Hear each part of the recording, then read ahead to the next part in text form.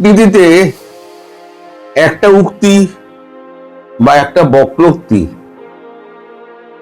এক দুটো দেশের মধ্যে সম্পর্ক কত তলানিতে নিয়ে যেতে পারে তার প্রকৃষ্ট উদাহরণ হলো শামা ওবায়েদের একটি উক্তি। তিনি কয়েকদিন আগে একটা উক্তি করেছেন, ভারতকে সিদ্ধান্ত নিতে হবে বাংলাদেশের সঙ্গে কি সম্পর্ক চায়। তার আগে থেকেই চরমে চলছিল এই জিনিসগুলো, টানাপোড়েনটা। তারপরে যখন এই উক্তিটা যখন ভেসে এলো এবং মুদ্রিত অক্ষরে, তখন ভারতের পক্ষে সেটা সহ্য করা খুব মুশকিল হয়ে গেছিল। ভারত তখন সিদ্ধান্ত নেয়, অনেক হয়েছে, ভালো মানুষই অনেক হয়েছে, এইবারেতে আমাদের কিছু এমন পদক্ষেপ নিতে হবে যেখানে বাংলাদেশ বুঝতে পারে যে ভারত ছাড়া আমাদের চলবে না। অর্থাৎ আপনার হাইট হচ্ছে 3 ফুট, আপনি 30 ফুট হাইটের লোকের সঙ্গে আমি যদি এখন দ্য গ্রেট খালির সঙ্গে চোখে চোখ মিলিয়ে কথা বলতে চাই, তার 7.5 ফিট হাইট আর আমার হচ্ছে 5-6, তা আমাকে তো তুলে দেবো, দাঁড়াতে হবে অথবা ময়ের ওপর উঠতে হবে। তা বাংলাদেশের যে অর্থনৈতিক সাইজ এবং তার ভূখণ্ডের সাইজ, সেই অনুযায়ী তার যা সাইজের কথাবার্তা, তাতে ভারতবর্ষ বেশ চলেছে। এবং ছটার পর গতকালকে আমি বলেছিলাম যে আমাদের খাদ্য ও সরবরাহ মন্ত্রী প্রহ্লাদ যোশী, তিনি তার ডিপার্টমেন্টকে ডেকে বৈঠক করেছিলেন এবং আমার আন্দাজ অনুযায়ী রাত্রিবেলাতে হরদীপ সিং পুরিও সমস্ত অয়েল কোম্পানিকে ডেকেছিলেন এবং ডিস্ট্রিবিউশন কোম্পানিগুলোকে ডেকেছিলেন, যারা ডিস্ট্রিবিউট করে। অয়েল কোম্পানি তো শুধু অয়েল তোলে, ডিস্ট্রিবিউশন তো আর একটা কোম্পানি করে। ডিস্ট্রিবিউশন অথরিটি গুলোকে ডেকেছিলেন, ডেকে তাদের সঙ্গে একটা মিটিং করেছেন। মিটিং এ যা জানা যাচ্ছে, এটা অ্যাপ্রুভালের জন্য এবার ক্যাবিনেটে পাঠানো হবে, যে এখন আমাদের বর্ষাকাল চলছে, এই বর্ষাকালে এখন সমুদ্র উত্তাল, তারপর আমেরিকার সঙ্গে একটা ঝামেলা, গ্যাসের সংকট, আমরা গ্যাসের সংকটে ভুগছি, এবং বর্ষায় আমাদের এখানে প্রচুর ফসলের ক্ষয়ক্ষতি হয়েছে। ফলে এখন থেকে একটা ন্যারেটিভ তৈরি করো যে আমাদের নিজেদের দেশেই খাদ্য এবং গ্যাস এবং তেলের অভাব। ন্যারেটিভটা এখন থেকেই তৈরি করা হবে। হ্যাঁ, অথচ তার মানে এই নয় যে আমি কাল থেকে আমার সব বন্ধ হয়ে যাবে। ন্যারেটিভটা তৈরি হচ্ছে এইভাবে, আগামী 2-3টে সপ্তাহ এই ন্যারেটিভটা চলবে যে আমাদের এখানে সত্যিই খুব অভাব। তারপর ধীরে ধীরে ধীরে ধীরে কাটল অফ যেগুলো আছে সেগুলো হবে। একই সঙ্গে বিদ্যুৎ, জ্বালানি যদি না থাকে, জ্বালানি যদি অব্যাহত না থাকে, ব্যাহত হয়, অব্যাহত থাকে, তাহলে পরে পূর্ণ মাত্রায় চলবে ইউনিটগুলো। গন্ডা ইউনিটের কথা বলছে আদানির। আর জ্বালানি যদি ব্যাহত হয়, যে রাশিয়া থেকে আমরা ক্রুড অয়েল আনছি, কাতার থেকে আনছি, সৌদি আরব থেকে আনছি, এক তো হচ্ছে হুতিদের ঝামেলা রেড সিতে, এদিকে রাশিয়ার এখান থেকে আনতে গেলে ওখান থেকে আমাদের যে উত্তরাঞ্চলের যে আপনার সামুদ্রিক বর্ষার সময় যতটা উত্তাল হয়ে ওঠে, তাতে জাহাজ নিয়ে আসা বেশ কষ্টকর, এবং 18 দিনের যাত্রা সেটা 30 দিনে শেষ হয়। এতটাই কঠিন হয় যাত্রাটা। ফলে সেইটাও একটা ন্যারেটিভ খাড়া করা হবে। তাহলে কি হলো? খাদ্য হলো, তেল হলো এবং বিদ্যুৎ হলো। আগামী কয়েক সপ্তাহের মধ্যে দেখবেন এই 3টে ন্যারেটিভ আমরা খেলা করা হচ্ছে এবং প্রত্যেকটা কাগজে আমাদের বেরোতে শুরু করবে যে আমাদের এখানে তীব্র জ্বালানি সংকট এবং খাদ্য সম্ভার কমছে, আমাদের এখানে দাম বাড়ছে, খাদ্যের টান দেখা দিয়েছে। সত্যিই তো আমাদের এখানে বর্ষা হয়েছে, প্রচুর বর্ষা হয়েছে। এফসিআই এর গোডাউনে প্রচুর মাল পড়ে থাকে, সেটা আলাদা কথা, পোকায় খেয়ে নেয় অর্ধেক না ডিস্ট্রিবিউট হলে। এত লোককে দিয়েও, এত দেশকে দিয়েও আমাদের কিন্তু পোকায় 35 লাখ টন কি 30 লাখ টন আমাদের পোকায় খেয়ে নেয়। এবারে আর একটা কথা যেটা হয়েছে সেটা হচ্ছে ইসলামিক ন্যাটো। ইসলামিক ন্যাটো গড়ার একটা প্রচেষ্টা চলছে। আর তার মধ্যমণি হয়েছে তুরস্ক। এখন টার্কির সঙ্গে তো বেশ মাখো মাখো সম্পর্ক বাংলাদেশের। তা আমাদের এখানে একটা খবর বেরিয়েছে, চর্চায় ইসলামিক ন্যাটো, বাংলাদেশ যোগ দিলে ভারতের জন্য কতটা চিন্তার, এটা এখানে দেওয়া হয়েছে। তলায় লেখা হয়েছে, এটা আস্তাক করেছে, তলায় লিখেছে, তুরস্কের সঙ্গে বাংলাদেশের সাম্প্রতিক মাখো মাখো সম্পর্ক নিয়ে বেশ আন্তর্জাতিক মঞ্চে জল্পনা উস্কে উঠল। জল্পনা কল্পনাকে উস্কে দিল তুরস্কের সংবাদ মাধ্যম শাফাক। পাকিস্তান ও তুরস্কের বাংলাদেশের ডিফেন্স সেক্টরে সহযোগিতা বাড়াবে। তুরস্কের সঙ্গে বাংলাদেশের সাম্প্রতিক মাখো মাখো সম্পর্ক ঘিরে ফের আন্তর্জাতিক মঞ্চে জল্পনা উস্কে উঠল। এবার জল্পনা কল্পনাকে উস্কে দিল তুরস্কের সংবাদ মাধ্যম শাফাক।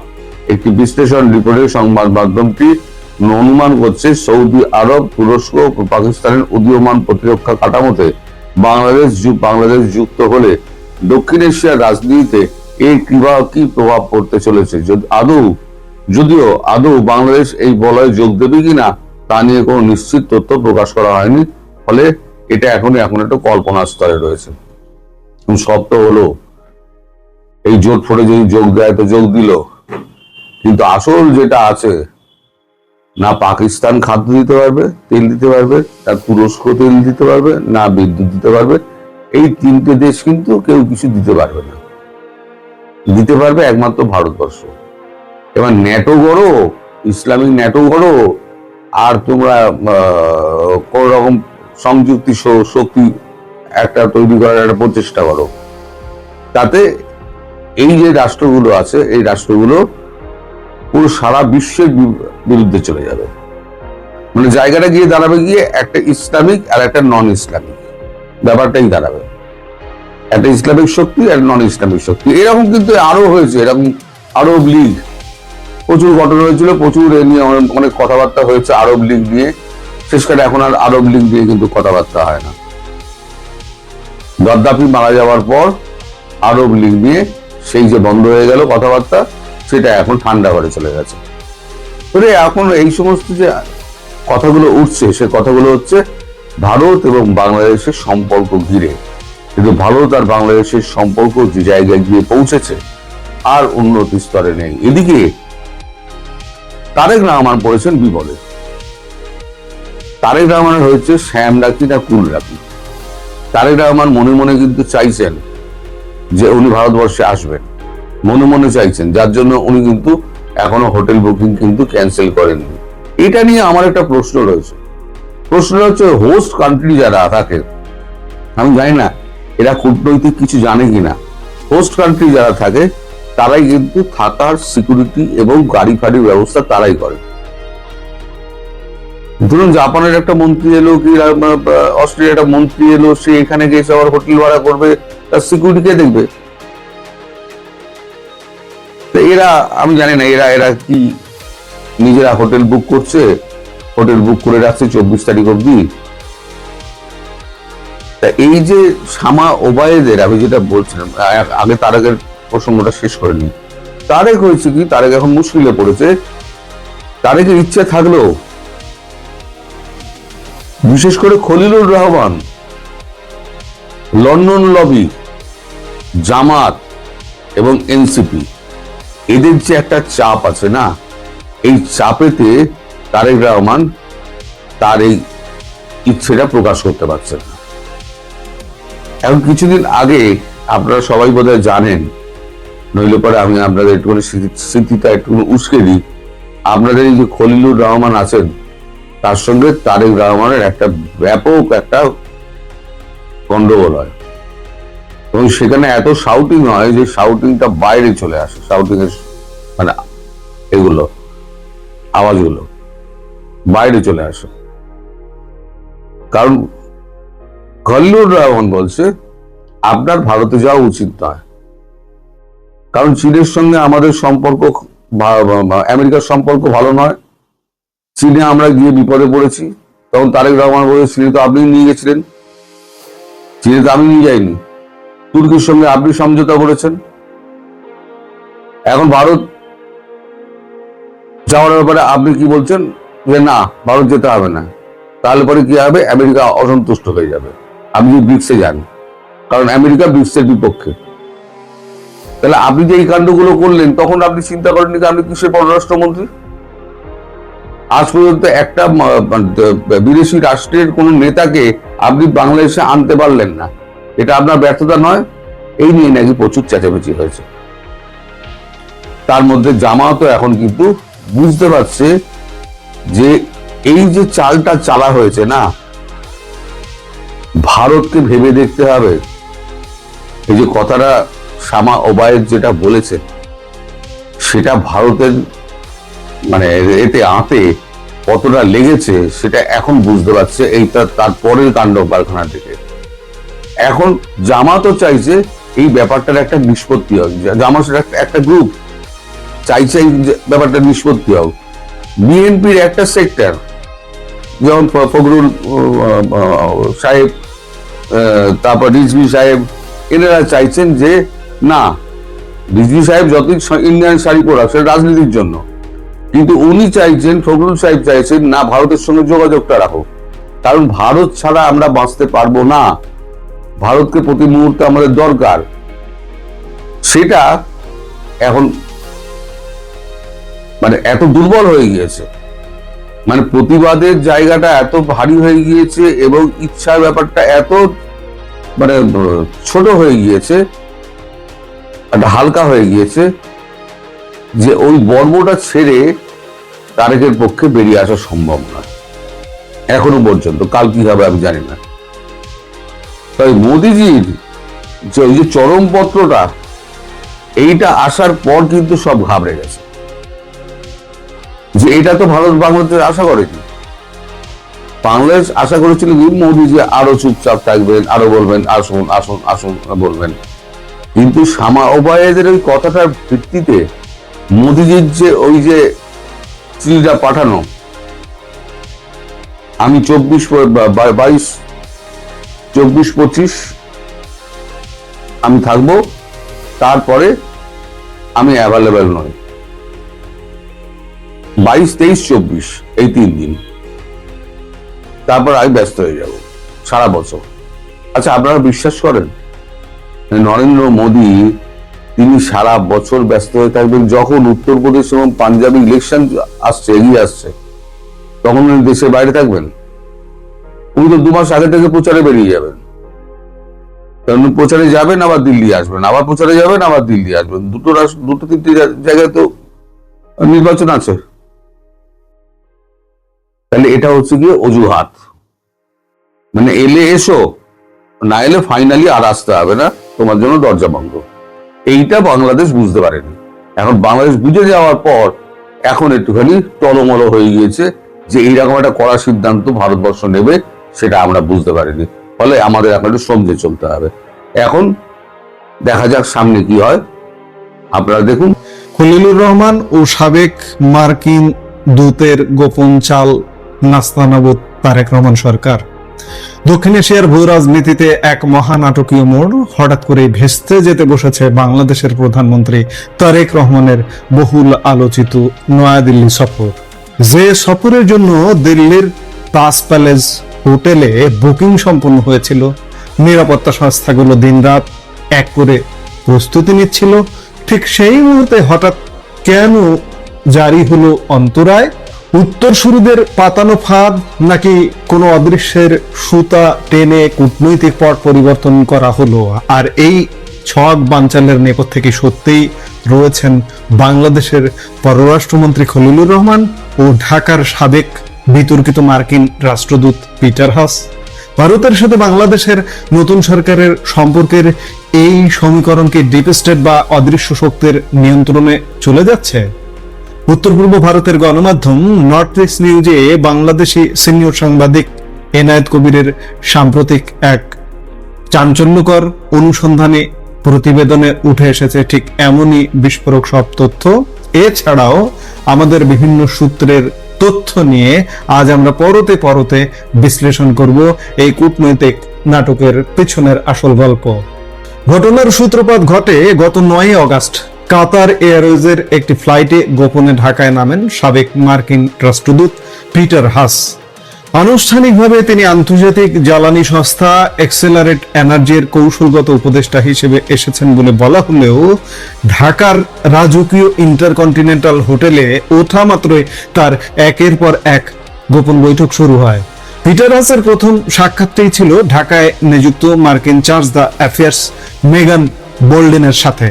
এরপর মার্কিন বাংলাদেশ বিজনেস কাউন্সিলের ব্যানারে প্রধানমন্ত্রীর কার্যালয়ে উচ্চ পর্যায়ের বৈঠকে অংশ নেন তিনি।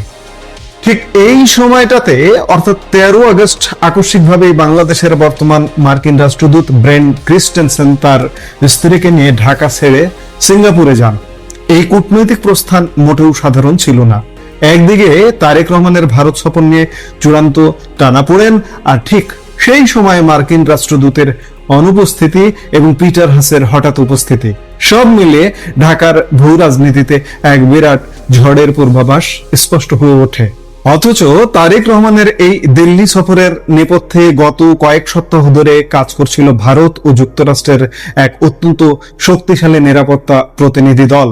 ট্রাম্প প্রশাসনের আস্থাভাজন দক্ষিণ এশিয়া বিষয়ক বিশেষ দূত সার্জিও গোর, ভারতের জাতীয় নিরাপত্তা উপদেষ্টা অজিত দোভাল, রয়ের প্রধান পরাগ জৈন এবং বাংলাদেশে নিযুক্ত ভারতের হাই কমিশনার দীনেশ ত্রিবেদী, এদের যৌথ প্রচেষ্টায় ভারত ও বাংলাদেশের সম্পর্কে একটি অভাবনীয় ইতিবাচক অগ্রগতি তৈরি হয়েছিল।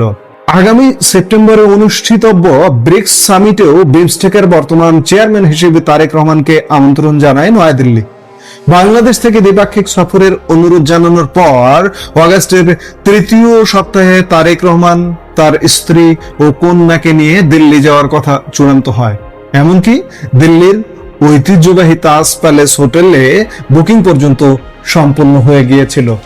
কিন্তু ভারত বাংলাদেশ সম্পর্কের এই নতুন সূচনার মধ্যে থাবা বসালো এক অদৃশ্য হাত। 16 আগস্ট হঠাৎ করেই বাংলাদেশের পররাষ্ট্র মন্ত্রণালয় থেকে একটি অভাবনীয় ঘোষণা আসে। বলা হয়, ভারতে নির্বাসিত সাবেক প্রধানমন্ত্রী শেখ হাসিনাকে যদি বাংলাদেশের হাতে ফেরত না দেওয়া হয় তবে প্রধানমন্ত্রী তারেক রহমান নয়াদিল্লি সফর করবেন না। এবং এই 16 আগস্ট দিনের দ্বিতীয়ার্ধে ভারতীয় হাই কমিশনার দীনেশ ত্রিবেদীর সাক্ষাতের কথা ছিল পররাষ্ট্রমন্ত্রী খলিলুর রহমানের সাথে, সেটাও কিন্তু হয়নি। কূটনৈতিক বিশ্লেষকদের মতে সরকারের এই আকস্মিক ও একতরফা সিদ্ধান্তের মূল রূপকার পররাষ্ট্রমন্ত্রী খলিলুর রহমান। তিনি শেখ হাসিনার প্রত্যর্পণ ইস্যুতে এক চরম ও কঠোর অবস্থান গ্রহণ করেন। পররাষ্ট্র মন্ত্রণালয়ের মুখপাত্র এ.কে.এম. শহীদুল করিম স্পষ্ট জানিয়ে দেন, এই সফরের জন্য একটি উপযুক্ত পরিবেশ তৈরি হওয়া প্রয়োজন। ঠিক সেই সন্ধ্যায় পররাষ্ট্রমন্ত্রী খলিলুর রহমান দাবি করেন, ভারতের অনাগ্রহের কারণে তারেক রহমানের সফর অনিশ্চিত হয়ে পড়েছে। অথচ ভারতীয় কূটনৈতিক সূত্রের খবর সম্পূর্ণ ভিন্ন। দিল্লি জানিয়েছে, ঢাকার পররাষ্ট্র মন্ত্রণালয় থেকে আনুষ্ঠানিকভাবে 3টি শর্ত সম্বলিত কোনো চিঠি তাদের কাছে পাঠানোই হয়নি। গণমাধ্যমে প্রচার করেই মূলত এই পরিস্থিতি তৈরি করা হয়েছে। ভারতের সংবাদ মাধ্যম দ্য ইন্ডিয়ান এক্সপ্রেসে প্রকাশিত প্রতিবেদন অনুযায়ী শেখ হাসিনাকে ফেরত পাঠানোর বিষয়টি রাজনৈতিক ও কূটনৈতিক সিদ্ধান্তের ওপর নয়, বরং ভারতের স্বাধীন বিচার ব্যবস্থার ওপর নির্ভর করে। সুতরাং যে বিষয়টি অফিসিয়াল টেবিলে আলোচনার পর্যায়ে ছিল সেটিকে এভাবে শর্তের দোহাই দিয়ে প্রকাশ্যে বানচাল করার নেপথ্যে খলিলুর রহমানের ভূমিকা গভীর প্রশ্নের জন্ম দিয়েছে।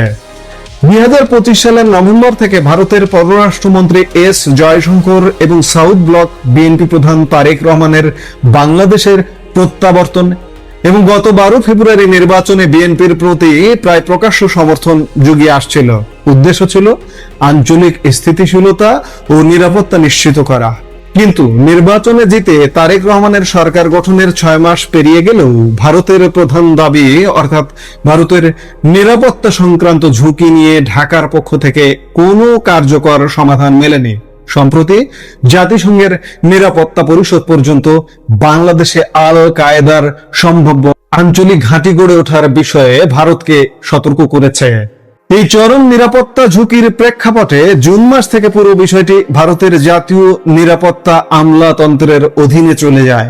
মার্কিন ও ভারতীয় কূটনীতিকরা বিএনপি ও আওয়ামী লীগের মধ্যে এক ধরনের রাজনৈতিক সমঝোতার মধ্যস্থতা করতে চেয়েছিলেন, কিন্তু মার্কিন প্রশাসনের এই দ্বিমুখী নীতি এবং ঢাকার কিছু ডিপ স্টেট সুবিধাভোগীর কারণে সেই শান্তি উদ্যোগ এখন ভেস্তে যাওয়ার পথে। আমরা এতক্ষণ যে আলাপ করলাম, এই আলাপের দুটো মুখ, একটা দেশীয় মুখ খলিলুর রহমান। এই খলিলুর রহমান তারেক রহমানের সরকারে ঢুকে তারেক রহমানের পররাষ্ট্র নীতিকে কিন্তু একদম লেজে গোবরে পাকিয়ে ফেলেছে। মার্কিন যুক্তরাষ্ট্রকে ক্ষুব্ধ করেছে, চীনে নিয়ে গেছে, এখানে পাকিস্তান তুরস্ক সমীকরণ করছে, আবার ভারতের সাথে সম্পর্ক খারাপ করবার চেষ্টা করছে। ইতিমধ্যে সূত্রের খবর বলছে তারেক রহমান নাকি এই বিষয়গুলো খলিলুর রহমানের এই ষড়যন্ত্রগুলো জানতে পেরেছেন এবং গতকালকে তাদের মধ্যে ক্ষুব্ধ বাঘ বিতণ্ডা পর্যন্ত হয়েছে। এখন তারেক রহমান যদি বাঁচতে চান, আপনার বাঁচবার একটি পথ, এই খলিলুর রহমানকে অপসারণ করুন এবং তাকে অ্যারেস্ট করুন। গত 1.5 বছর ইউনূসের শাসন আমলে তিনি দায়িত্ব পালন করেছেন, নানা অপকর্মের হোতা তিনি, এবং অতীতেরও তার অপকর্ম আছে। অ্যারেস্ট করে বিচারের আওতায় আনুন। এই কাজটি আপনার করতেই হবে, না হলে আপনি বাঁচতে পারবেন না। এ আপনাকে মিসগাইড করে আপনাকে ভিন্ন পথে চালিত করবে এবং ইমিডিয়েট আপনার ভারত সফরের সিদ্ধান্ত নিতে হবে। আপনি যদি বুঝতে পারেন যে খলিল ষড়যন্ত্র করছে, তাহলে এই ব্যবস্থাগুলো নিন। যদি ঘুমিয়ে থাকেন, আপনি কিন্তু বাঁচবেন না।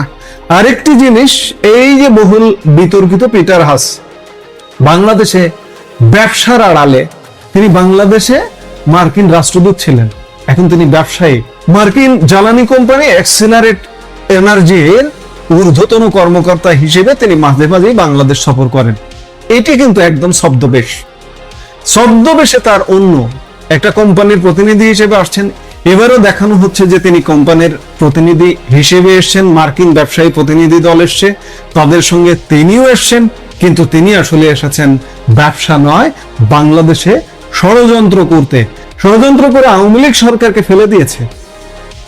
তারেক রহমান, আপনাকে বলছি যে আপনার প্রতিপক্ষ আওয়ামী লীগ ঠিক আছে, কিন্তু আওয়ামী লীগ একটি রাজনৈতিক দল, গণমানুষের রাজনৈতিক দল, মাটির রাজনৈতিক দল। ঠিক তেমনি আপনার রাজনৈতিক দল বিএনপিও মানুষের দল, মানুষের ব্যাপক সমর্থন আছে দলটার প্রতি। সোজা কথা, জাতীয়তাবাদী দল, উগ্রপন্থী দল নয়। আপনাকেও কিন্তু পিটার হাস ফেলে দেবে। খলিলুর রহমানকে যেমন অপসারণ করা, অ্যারেস্ট করা দরকার, আপনি যদি বুঝতে পারেন ষড়যন্ত্র করছে আপনার বিরুদ্ধে, ঠিক তেমনি পিটার হাসের বাংলাদেশে প্রবেশ একদম নিষেধাজ্ঞা দিতে হবে, পার্সোনা নন গ্রাটা করে দিতে হবে। এছাড়া এই পিটার হাসের ষড়যন্ত্র থেকে আপনি বাঁচতে পারবেন না। আর একটু আগে যেটি বললাম, ইমিডিয়েট ভারত সফরের সিদ্ধান্ত নিন, নাহলে কিন্তু বাঁচার উপায় নেই।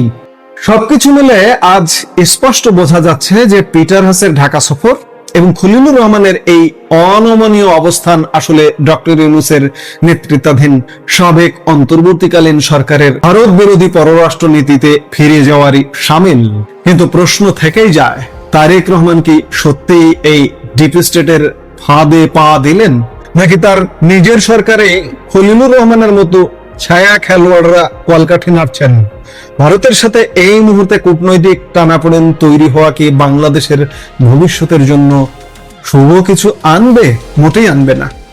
আমাদের স্বার্থ সংশ্লিষ্ট অনেকগুলো বিষয় সামনে আছে, সেগুলো বাস্তবায়ন করতে হলে ভারত সফর করতেই হবে এবং বাংলাদেশের রাজনৈতিক স্থিতিশীলতা, অন্তর্ভুক্তিমূলক সমাজ নির্মাণ করতে হলে অন্তর্ভুক্তিমূলক রাজনীতি আপনাকে নির্মাণ করতেই হবে।